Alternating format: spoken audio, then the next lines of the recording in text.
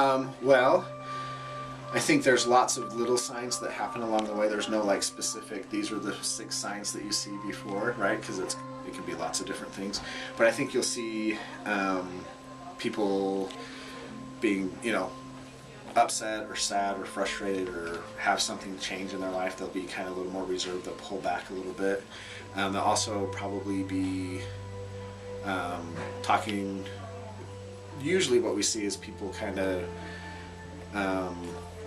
they tend to be a little less hopeful, so their hope kind of goes, is what kind of the major sign that we see. They just kind of lose their hope, and so then everything else kind of just doesn't matter as much anymore, and so they start pulling back. And that could be from like friends, that could be from family members, that could be from if they've already been kind of by themselves anyway, then they pull back even further.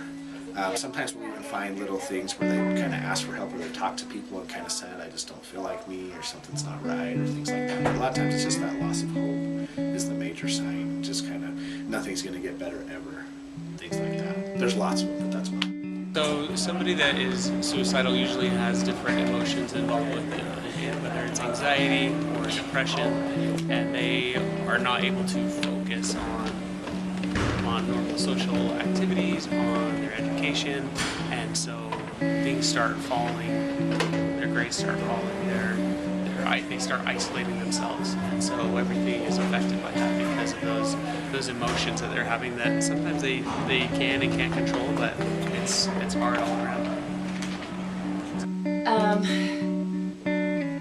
I would say that you should ask them how they're doing. If they, a friend or a family member, I think you just need to ask them how they're doing. And if you suspect they're suicidal, I want to tell you, I've done this personally. I'll just say, how are you doing? And I might get a response back, I'm not doing so great.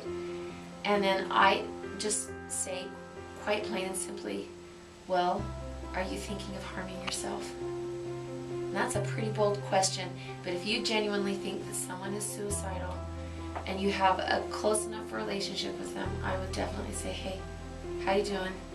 And if you want to say, are you thinking of suicide? And you feel like you have that close enough, or you can do.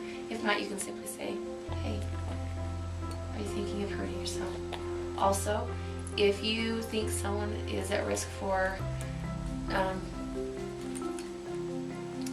dying by suicide is actually the terminology that we use now, or harming themselves, but you feel like you don't have a relationship with them, then talk to one of the guidance counselors here at school, talk with your parents, or just talk with someone who has an influence on that student or that person.